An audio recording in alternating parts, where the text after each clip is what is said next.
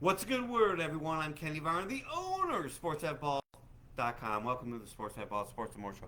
We are talking about the Pitt Panthers as we go through the gauntlet of every single team in the Power Four conferences. We will also go through Notre Dame, Oregon State, and Washington State. Today we got the Pitt Panthers over 5.5 minus 125, under 5.5 minus 105. I think that there is a very good reason that they're sitting at the 5-6 level. Even with Narduzzi at head coach, they do have a new offensive coordinator with Cade Bell from Western Carolina. And as we know with that, they have the spread, no huddle offense. So Pitt, it's going to be weird seeing those uniforms play a spread, no huddle offense. I don't think it's a. I think early and often it could be a struggle for these guys, even if they don't have the best schedule or the hardest schedule in the first couple games. With Yarny, he's got 2 starts at quarterback last year. They do have a freshman quarterback transfer from Alabama, Holstein. Maybe he can take the reins, but you got 2 wide receiver transfers that the offense coordinator took with him. And my question is it good to get Western Carolina transfer wide receivers? Maybe. At least they'll know the system. And can they get a quarterback to go with them? The running backs are not experienced. The one thing they do have going for them on offense is they do have 4 offensive line starters returning. And that's good. I don't care how average, decent you are. Getting another year under your belt with all those starts and having 4 of them come back, that is always going to be a plus in my book. Where they're going to be on the struggle bus is no doubt going to be their defense. This defense has 2 returning starters, 3 corners that went to the NFL. This is just going to be, this past defense is going to just, it has to take a step backwards or 2 or 3 or 4. I think this defense looks like it's going to be a big problem for Pitt. So when you're playing the Cincy's of the world, I think you're going to be letting up some points.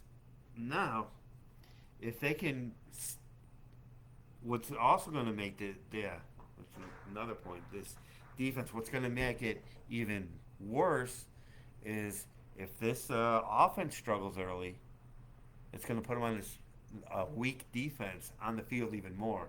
If you're running this boom, fast offense, 3 plays and out, boom, back on the field, as they start getting used to this new offensive coordinator. I mean, they're going to and they haven't found a quarterback. We don't know about their quarterback. We don't know about their skill positions. We do know their offensive line is good, but they're going to play fast. So I think there's a lot to show Pitt being on the struggle bus.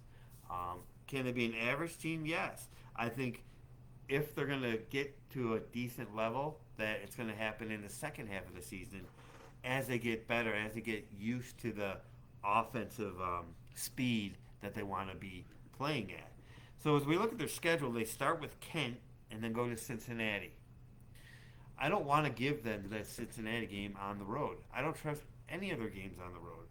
Kent, a MAC team, who was super well down last year after being good for a few years. I mean, it's a perfect team to break yourself into. But if I see 17-10 or something like that with a score with that, I'm going to have a lot of questions. Then after they go at Cincinnati, then they have the rivalry game with West Virginia. That's not going to be easy. Their quarterback is definitely, as of right now, way better. Youngstown State should not be a problem. This is a team that was good in the FCS in yesteryear, but never goes to the playoffs anymore. Then they have a week off and they go to North Carolina. I'm not really high on North Carolina, so that's a who knows type of game. Cal, then they get Cal coming in, and they're off, and then Syracuse comes in. I think Syracuse is primed to be a few notches ahead of Pittsburgh. At SMU, good luck with that. They might let up 80. Then Virginia, not a good feel on. Clemson comes in, not going to be good. At Louisville and at BC. Um, as far as this team is concerned, I'm not. I'm reserving judgment how they're going to match up with this schedule, but I'm telling you that uh, I think the defense is going to be down, and I think the defense is going to be down more in the first half of the season as they get used to this higher tempo offense. With that high tempo offense comes a lot more possessions for the defense, and if the defense already has uh, is starting from ground zero, it could be a little bit even a little bit worse. So I have my questions about Pitt. We'll see how they do as the season progresses. And that's what we got on Pitt. Now remember, sportsheadballs.com is the name of my website. Always go to the Be Smart. Look at the money management. Look how what I talk about in the money management. Look at what I talk about with psychology. And then you'll be ready to get a sports pack deal where you won't lose when you get 55, 57%. And we know we win at sportsheadballs.com. So I invite you to get a sports pick package that has the college and NFL combo. Why that one? Because everything else will be free in that one. So baseball, basketball, politics, Olympics, soccer, hockey, whatever else we decide to put money on will be yours when you get to college and NFL. But get the one that's right for you. If you just like college, awesome. If you just like NFL, awesome. The combo is the best value, but you do you. We'll see you guys in the next video, and let's make money.